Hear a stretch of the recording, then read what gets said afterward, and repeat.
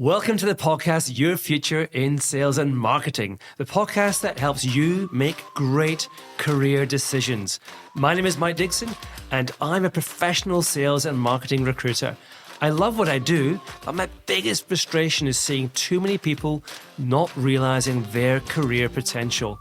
In this podcast, I'll introduce you to my network, an amazing group of business leaders from the biggest tier 1 organizations through to some super fast growth SMEs. They'll share their career journeys and give unique advice and insights on managing your career and leading a function and a business. Join me, Mike Dixon of AXR Recruitment and Search, to help guide your future in sales and marketing. Welcome everyone to the Your Future in Sales and Marketing podcast, Australia's leading podcast for those interested in sales and marketing careers. Today's pod will be a little bit different. We're going to explore an important part of career management: money, compensation, remuneration, an important part of career management, and specifically wealth creation. Today's guest is Richard Morgan, founder of Freedom Funding. We're going to explore Richard's career from FMCG sales, a path that a lot of us are familiar with, to launching Freedom Funding, a financial advisory business, how and why he did it, and what lessons we can learn. So welcome, Richard. How are you? Really good, Mike. Thanks for having us on. That's all right. That's all right. Good to have you. As always, we'll start with a couple of icebreakers. What was your dream job growing up? And I'm guessing wasn't FMCG sales or financial management. No, absolutely not, Mike. I actually really wanted to be an architect when I was a kid for whatever reason. And yeah, ended up very much down the path away from that, that's for sure. My sister trained as an architect, and she managed it for about 3 years, and then she quit. And it was like 7 or 8 years of study.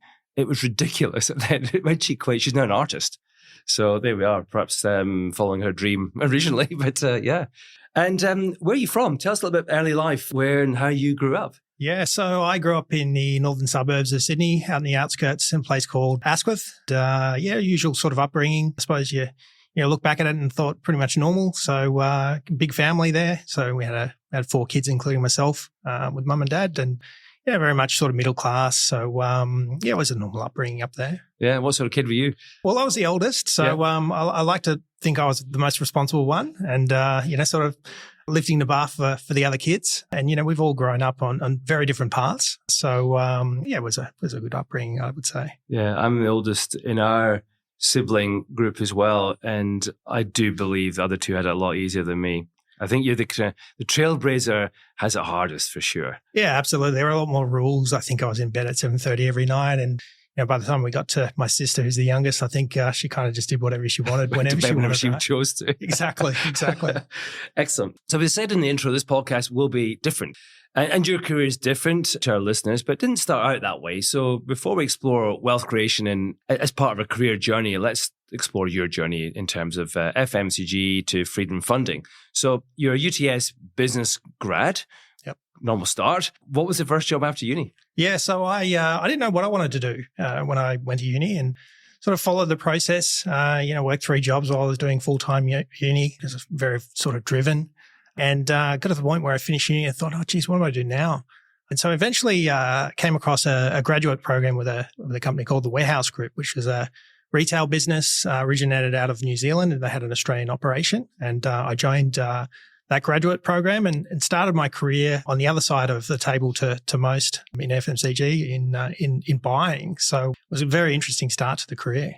Great. Quite a few of our guests have started out in retail, actually. It's I think it's a great rounded profession. You're touching so many different parts of a business. But after retail, you did move to FMCG. Why did you move from one side to the other? Yeah, so it might be a little bit of a sort of theme with a lot of the moves I made in my career. At the point where I started in buying, got rotated through to supply chain and inventory management, which was interesting again.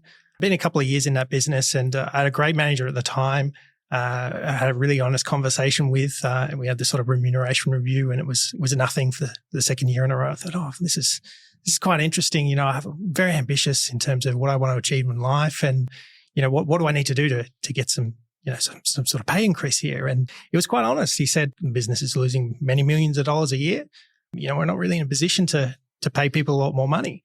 And so my interpretation of that was, okay, so I've got to go and find a business that makes a lot of money. And I really like the consumer space, and that experience in buying, I got to see a lot of suppliers, face to face, and go out to our offices, and we're all very nice compared to where we were. So I sort of looked at that and went, okay, well, what organizations can I join? Looked at the stock market and looked at profitability. Eventually came across Johnson & Johnson, enormously profitable business, supply side. Went for a role there and got it. And that was my entry point to a good career within FMCG. I love the logical thinking. Yeah. Around this business is losing money. I need to join one that's making money so they can pay me. Yeah, correct. And I came across all sorts of businesses there. I think Dell was another one I was really interested in. Yeah. But yeah, absolutely no regrets going into J&J. It was great. Yeah, great. And you progressed well at J&J and obviously found a bit of a calling in that career. And you moved to GSK and Mars, all solid tier one businesses. But at some point in that journey, you start to develop a side hustle, we'll call it, in property. How and when did that start? Yeah, so 2006 is when I joined J&J, and I suppose, financially things sort of progressed a little bit then as well, in terms of salary and remuneration. And so that was the point in which I was able to start my journey in terms of property investment. So I'd obviously done a lot of research at that point in time and an understanding of property and investment. And for me, it was very logical to go, okay, well, we've got inflation as a sort of long-term indicator economically. That will continue on for foreseeable future, really. So asset prices will go up. Property is an investment. You can take a leverage position to use somebody else's money to go and buy a whole bunch of properties and get that exposure to inflation. And so my objective was to buy as many investment properties as possible. And it was 2006 I started that. My wife had already been doing it since 2000. She was an early starter when she was 18. And so the two of us, were on that journey to try and build wealth through property over the long term. Great. So again, logical, looking at some of the economics of the world and kind of going, actually, if I track the long-term inflation here, then surely that's going to be good for me. Interesting. Well, we're going to get into this a lot more detail. Back to your FMCG career briefly. So your final role in FMCG was head of grocery and field sales for Tassal, a large business now, but not a traditional tier one FMCG typically. But you were there for less than a year before you really stepped out into the side hustle. Take us through the timing and thinking of, your transition, if you like, from that kind of FMCG career into going, I can do this. I'm going to take a step out. Talk us through that decision. Yeah. So I really over that period of time, we built ourselves into a position, I guess, of financial independence. So we got to a peak of 12 investment properties, and we'd sort of started to scale up in terms of property investment into property development. So buying development sites and building duplexes and selling them. And, you can make quite a bit of margin if you know what you're doing in that sort of space. So the side hustle became less of a passive pursuit into more of an active pursuit. And at that point in time, I went, okay, well, we're making really good money here. We're able to sustain our borrowing and our investing strategy with the money that we're making from property development. So kind of don't really need to continue the career and to earn that money to sustain ourselves here. So at exactly that point where we had that conversation, the role at Tassal came across the table, and I thought, oh, well, I'm kind of not getting these experiences from my current organization at Mars. It's a great company to work for, and I learned an enormous amount within that. And I guess that was a theme of all those tier one multinationals. They were great training grounds and great places to learn how to run a business and, all the sort of skill set that I use today. But that Tassal role came across the desk, and I thought, well, that's a big role. That's going to give me some new experiences. That's going to help stretch me and develop me because it was quite a big role. I think it was about a $250 million channel. Big people management role, opportunity to shape some strategy and, take the career to the next level. So logically a good move to make in FMCG career terms, as you say, gathering new experiences, complexity, a really interesting business in growth. What I'm interested in, just I think you said a second ago, Richard, was around the property piece, because you were starting to make really good money, and you said if you know what you're doing, but how did you know what you were doing? Was it a lot of trial and error? Yeah, I would say I'm definitely one of those people that learns by doing. Yeah. And theoretical learning is good to a point, but I think the application of that theory is really what tests you and where you learn more. So we've done a lot over the years in terms of basic things with property, basic renovation, that kind of thing, buying a terrace, doing a nice little reno on it and flipping it and making a little bit of money. But that full-blown property development, we went through a process there. The first one cost us $250,000, $300,000 in terms of a loss. Some of that stuff was really testing at the time. And, this is all stuff that's going on in the background whilst, trying to have a career and continue to develop and work myself along that. So we made some mistakes, some expensive mistakes, but out of that, you take the learnings, you move forward, and hopefully, and as it did work out for us, you sort of take that to the next level when you step back and try it again. Right. So you were learning enough, or losing some, but winning enough that you thought, actually, I could, this is now the time I can make this decision. And when you did kind of decide to step out, one, was it daunting? Did you think, okay, let's put a time period around this and I can go back to FMCG if it doesn't work? Or were you kind of all in?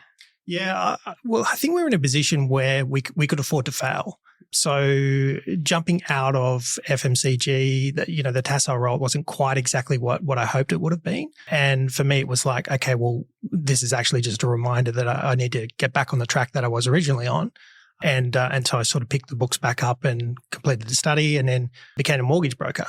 And so the mortgage broking piece would sort of fit in with the property development and property investment. My vision of being a mortgage broker wasn't reliant on, having a big business and, multiple people and all that sort of stuff. I actually did it as a career and lifestyle change. And I wanted to work, 2-3 days a week part-time, and it be sort of like something that sits on the side for everything else that we do on property. The reality many years later is it couldn't be further from that vision, but, that was the vision of it. And I, obviously found myself in that role, starting to do my own thing. And, as it can happen when you find something that you're good at, something you're passionate about, things can start to really come together. So Freedom Funding wasn't just a property business, as we'll go on to talk about. You put mortgage broking into that as well. And what was the initial goal then? You talked about just, being almost like a lifestyle. Was that how it set out in 2017? This was thereabouts? Yeah, correct. So the property development, separate business, the property investments all owned, within our personal structure. Right. Okay. So there's sort of different building blocks and different, I guess, areas that we have used to diversify income streams and different things that we can do to generate wealth. The property development, you can have a really good year, you can have a really bad year. Property investments sort of tick along and grow over time. And then the mortgage broking business was sort of going to underpin both of them and be another consistent sort of source of revenue, but not with a massive ambition around it. It was more about, okay, well, we'll just keep doing property development and the mortgage broking will help. Right. And how do you go about, so you starting out, so you obviously have to study, create certain level of qualifications to be able to advise somebody properly, but how do you grow a customer base? Yeah, it's a good question. And I think I sort of saw myself in the role 3 months in and went, okay, well, actually probably should have asked myself that question before I started. But, I guess I was fortunate enough. The position I was in at the point where I started the business, a lot of people knew of my property journey. And I sort of the view, if I can do this, then anyone can. And so a lot of people, I think, sort of naturally reached out within that. And then sort of having a bit of a profile of my wife and I with what we've done around property within investing groups, you'd have a sort of an organic fit that a lot of people would reach out and get help with that. So I was fortunate enough to sort of be in that position where organically things sort of took off a little bit. And then from there started building it within sort of traditional more business development means. Yeah, right. But you're an FMCG guy in terms of I guess, quite a different background to your competitors, probably. Does that give you a kind of an edge, do you think, or a different approach? Absolutely, I think so. I think FMCG is probably one of the most practical industries that you could work in to build yourself up in terms of skills and capability.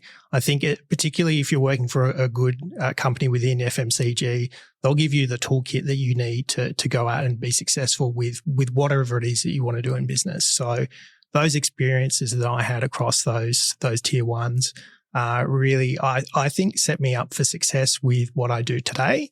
And I think, there are people out there that functionally can be the most fantastic mortgage broker in the country, but unless they have those business skills, then they're never going to realize their potential. Yeah. So describe your role in Freedom Funding today. It's not quite the 3-day-a-week lifestyle that you hoped for, but so what? 7 or 8 years later, where is the organization? Yeah, so we definitely have outgrown that ambition. I've got a team of 7 now. Got multiple brokers and admin staff within that. I still run the business day to day. I still oversee, all the files and all the clients that we have come in. The ambition has changed a little bit around, obviously 3 days a week. It's more like 7 days a week. But when you have a position where, that skill set and that capability meets your sort of passion, then it doesn't really feel like work. Obviously you have your days, but on the whole, I really enjoy what I do. So yeah, right now we're just focusing on trying to help as many people as possible with what their wealth goals are, and we'll see where the journey takes us. Brilliant. Well, that's what we want to get into next. So to give it a little bit of context to why I was keen to get you on, Richard. So you're a key driver in FMCG. I guess you decided at some point, I don't know, all roads potentially lead to sales director. That's probably not me. But financial freedom is something that was really important to you, and that's something you talked to from very early on when you decided that you weren't going to get the salary increases in retail and decided, how do I create more wealth for myself, even as a salaried individual? Now, not everyone has wealth as a key driver, but as recruiters, we see so many poor career decisions from those going through, a career journey, but chasing perhaps short-term financial gain and trying to grab a bit of salary here or there, which makes you feel better and creates, a little bit more short-term wealth, but doesn't actually create this longevity of career. It can narrow career paths and limits the potential to create all of career earnings, which is something we talk a lot about. How do you create wealth over not just, the next 2 or 3 years, but over the next 20, 30 years in terms of the length of a career. So it can frustrate me, but I'd love to get your expert perspective on how else career and wealth management are aligned, particularly for those who are salaried, and that can be in today's market. There's a lot of components that make it quite tough around interest rates and property prices, all that kind of stuff. But let's get into it. So what wealth management options does a salary earning employee have? Yeah. So look, I think salary employees are really in a driver's seat in terms of the way that the banks will look at their income. It's stable. It's what the banks want to see. FMCG as an industry, you get paid a decent amount of money for the amount of work you need to do, and there's always an appetite in terms of lending and being able to borrow money. I think with most people, they don't tend to explore that as much as possibly they could with the lens of building wealth through property.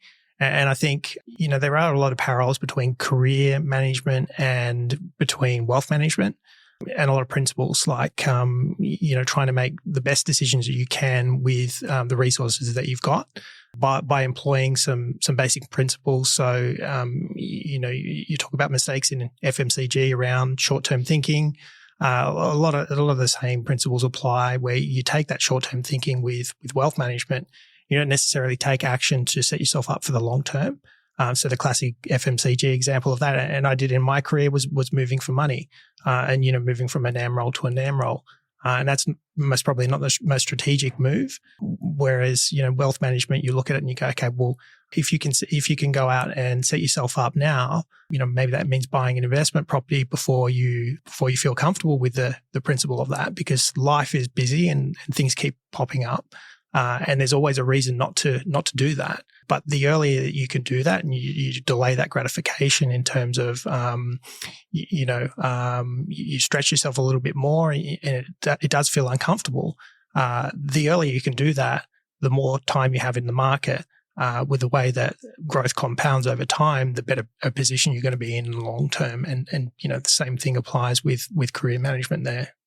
So the inhibitor for that, I imagine a lot of people in salary jobs who are listening could be thinking is, well, but how do I unlock that? So you say the bank will see favorably, steady income, good industry, and often FMCG incomes will increase well with careers. But actually, getting to the point of I have enough money to invest, even to have a deposit, can be a challenge. Is it about starting small and just kind of getting a foot in the ladder? What advice would you give? Yeah, I would say there are so many options and there are so many ways that you can put things together, and not a lot of people are across what those different options are. So the best way I think to explore those options are to see somebody who can put you in a position of expertise. So that is going to see a finance broker, understand what are the different options, where are you at, how much can you borrow, what are the limitations you've got at the moment, and what are the options to overcome that. So if you don't have if you're starting your wealth management journey, you're well early into your career, and you don't have much of a deposit, then there are some options and some things that you can do to bridge that with things like parental guarantor and whatever else. And if you see an expert and explore those options, then you can put yourself in a position where you're able to take action early, and then build that wealth management plan whilst you're early in your career. So who'd have thought seeing an expert makes a difference, like in career and talking to a good recruiter possibly. So the role of business like yours plays and is about helping someone build a plan or I guess understand options to build a plan. Yeah, that's right. We're most probably we don't come up with the plan itself, being a finance broking business, but we are able to provide options and a framework around executing a plan. So I think that the best place to start when it comes to wealth management generally is self-education. And reading books and reading and jumping on podcasts and listening to experts, and then building your own opinion, and then obviously going to execute that opinion with consultation from experts. And I think that'll put you in the best possible position. Likewise with seeing someone like Mike for recruitment. Yeah, it's interesting though, because I think I don't know what's your perspective, Richard. What proportion of people do you think actually consider wealth creation, and care about it? That's a good question. We have obviously a biased view on that because most people that we talk to will have a lens of that.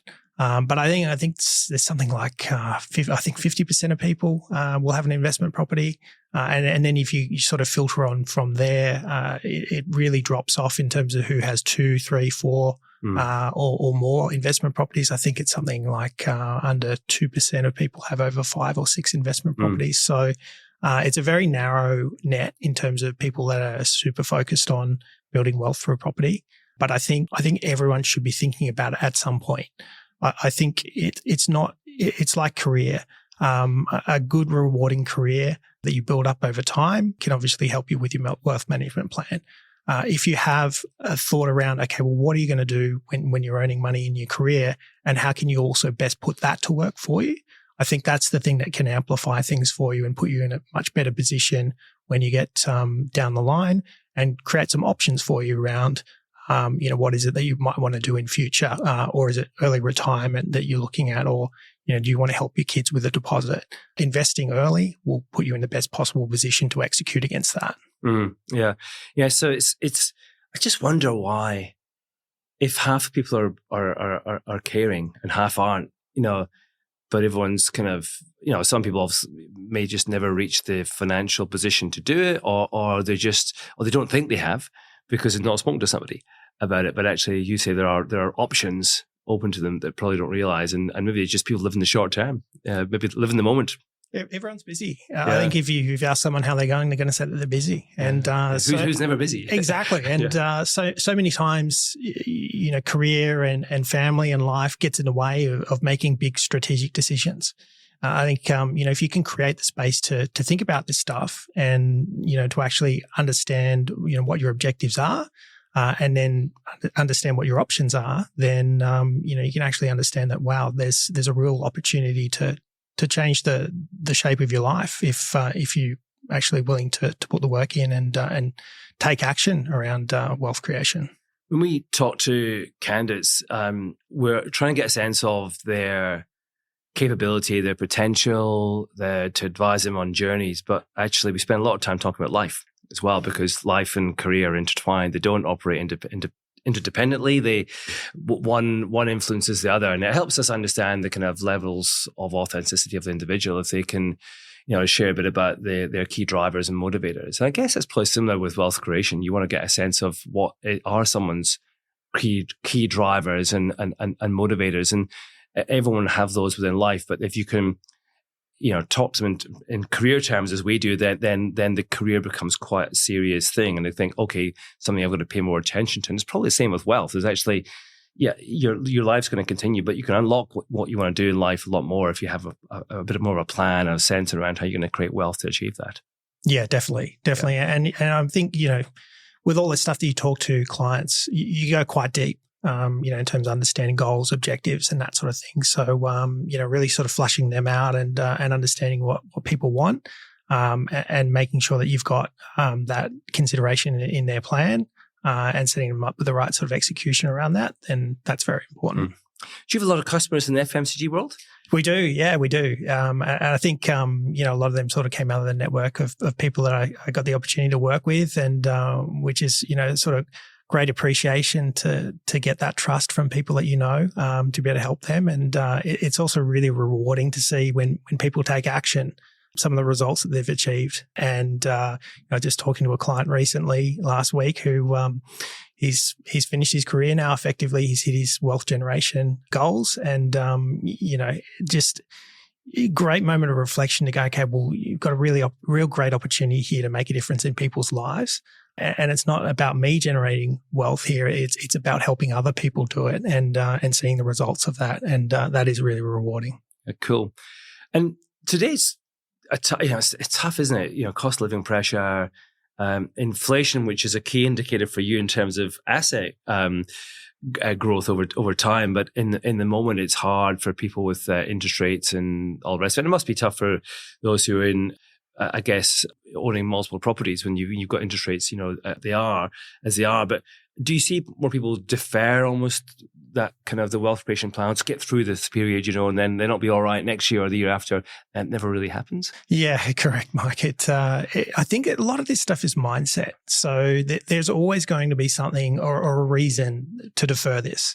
And going to be busy, or the macro environment's not going to be appropriate. There's a million different reasons, particularly with the hyper media climate that we're in, where if you just Google interest rates, you're going to see a million different articles and a million different views about it. So I think being able to block out that noise and being able to go, okay, well, my strategy is to build wealth in property over the long term. And making sure you're in a position where, you can weather a storm in terms of if interest rates go up and that sort of thing, that it's not going to wipe you out, that things are prudent, then you just need to execute the strategy and you can block the noise out. And on balance, I mean, if you had a held property prior to 2020 when governments around the world printed a whole bunch of money and as a result, we've got massive amounts of inflation, if you were holding property and you've done well, then it's just a matter of managing your cash flow till rates come down. But hopefully you're not leveraged that highly that you need to worry about it. Yeah. What are apart from deferring the decision, what are the other common mistakes people might make when it comes to wealth creation? Yeah. I think some people take action, which is really good. Sometimes they'll take action without having the right sort of considerations around what their options were and how they can structure debt, as an example, understanding tax and understanding what those rules are around tax deductibility and whatnot with different finance structures. So I think, optimizing that's a common one that I see. But really the main thing is the action point, and understanding, the theory, but not going through and executing against it. Yeah, right. Okay.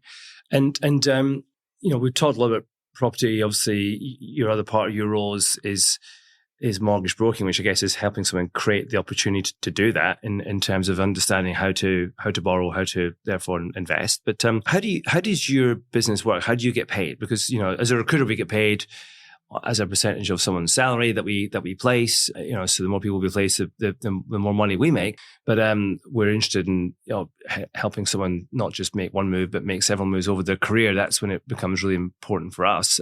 What about your industry? How does it work? Yeah, the model is actually quite similar to you guys. So we don't get paid by the client that we work for. So effectively, we provide the client free advice.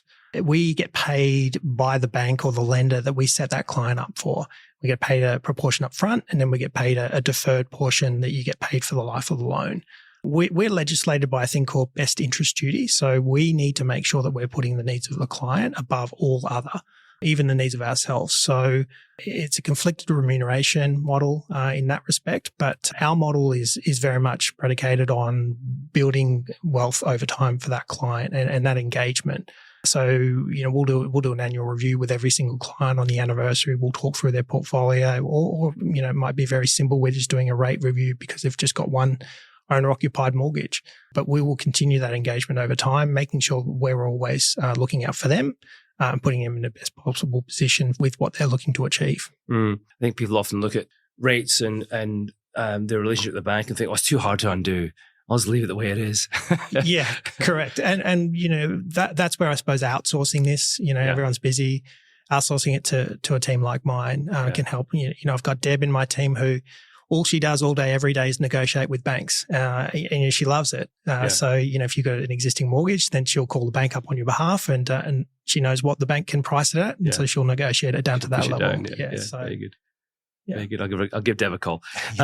So back to your career, and I'm just, you know, curious. You know, obviously you've made your choices, stepped out, gone a very different path, done very well, Richard, and enjoy talking about the wealth side of how someone can generate that through actually their career as well. But do you think if you'd made a different decision, you'd still be in FMCG if you kind of not jumped out and done freedom funding? It's a really good question.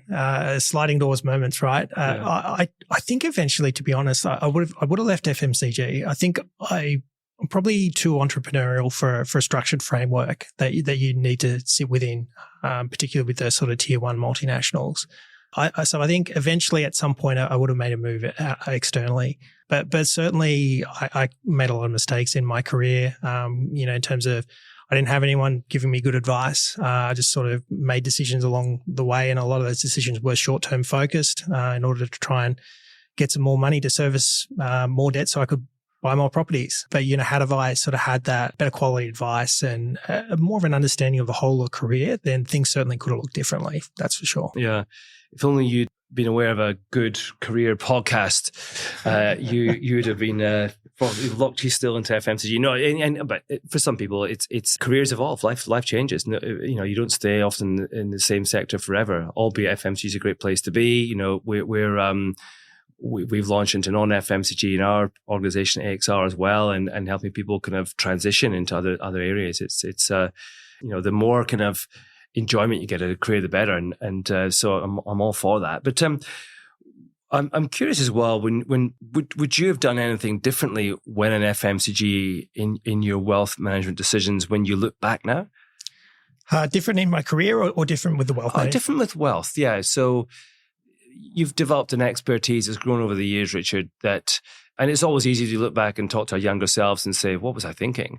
Why did I make that decision? But, you know, is there anything fundamentally, if you were to kind of have a go over, you just said, all right, I'd have done things differently in different stages? Yeah, it's very hard to say because, you know, you sort of look at it now and go, okay, I'm quite happy with the outcome and where we've ended up.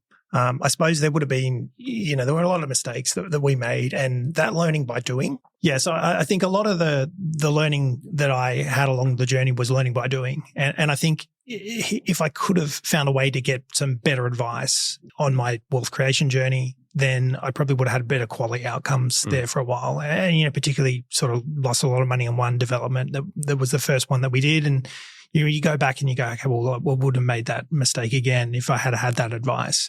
So I suppose there'd be points there that I would have done things differently. I think fundamentally the path that we went down was the right path for us.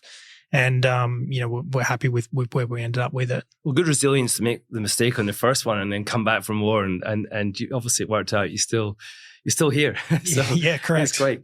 Looking forward, what does your future look like? So I guess it's a different challenge now. So not a challenge I thought I'd have around, how do I continue to scale a business? And, we were talking just prior to coming on, Mike, around, the challenge of scaling that business up. So it's not all about me. I mean, I've got a big team that's developing and people within that I'm continuing to develop so that they can step up and become a bigger part of the business. So that journey is different and that's what we're focusing on at the moment. So I can try and get back to that model where I said I'd have a little bit better work-life balance. But, obviously we've got no rush and no sort of metrics around any targets we need to hit with that. So we're just enjoying the journey for now. Create some time for golf. Yeah, that would be good to get back on the golf course. That's my plan as well. Every Wednesday morning I have in my calendar, golf never happens. yeah, exactly. Maybe this week, who knows? And look, finally, I'd love you to sum up for the listeners. If you had 3 key takeaways for our listeners on wealth management, bearing in mind the majority are going to be salaried sales and marketing professionals, what would the 3 key takeaways be? Yeah, I did put some good thought into this. So hopefully this is nice and rational. So the first point I would take is you just need to take a breather and just think about things for a minute. Think about what your long-term ambition is. Think about what you want from life. And know that there are many different ways that you can take action and you can generate wealth over the long term, particularly through property. So understand what it is that you want from life. And it might be setting yourself up financially so you can help your kids get into the property market in 10, 20, 30 years' time. It might be, having a lifestyle where you can enjoy fine dining and supercars. Understanding what you want from life and that motivation piece, I think is something that you can just take a pause on and go, okay, well, what do I really want? And then secondly, I think it's surrounding yourself with mentors that can help you around what that ambition is. So, whether that's wealth creation, whether that's, career planning, whether it's something completely different altogether, but finding yourself an expert in the field that you're interested in and that you want to make progress in, that can help you along that journey. And you can avoid making mistakes along the way. And then thirdly, I think it's gearing yourself up with the right mindset to take action. So, there's a lot of noise out there. With the right ambition and the right plan, giving yourself confidence so you can actually go out and take action and make that plan happen. So much of that is in your control, isn't it? Correct. Exactly right. Yeah. Richard, that's great. Really enjoyed the conversation. Great to explore your career and the transition. It's a very different career pathway, but that's been awesome. And actually the lessons that we can all learn from, what you've done, how you've done it, and the importance of wealth is more than just the salary you earn today. It's what you do with it. How does that build? And you can leverage that into something better for your future. So I think it's been a really important lesson and pod I hope a lot of people will enjoy. So thank you very much. Pleasure, Mike. Thanks for having me on. That's okay. Now, guys, we've got a whole host of interesting episodes coming up with sales directors, CMOs, business leaders from our network of Australia's most impressive organizations. And in the theme of doing things a little differently as well, we launched our how-to podcast format last month with how to work with a recruiter. Probably the most tricky, I'm only kidding, thing to do. But the team, AXR, have got a number of episodes to record that will help you with some of the big career decisions like how to get interview fit, how to write a great resume, how to resign, how to kind of take on the tricky conversations in life. So there's some really good short, sharp podcasts coming your way. We do this because we're passionate about your career. And to sense check your pathway, reach out to me, any of my team for a career conversation to help us guide your future in sales and marketing. I hope you enjoyed today's podcast from AXR Recruitment and Search. We're passionate about helping you get the most out of your sales and marketing career. Keep listening as we bring you more career insights and advice from Australia's top sales and marketing leaders. You just can't get this career advice anywhere else. My name is Mike Dixon. See you next time on your future in sales and marketing.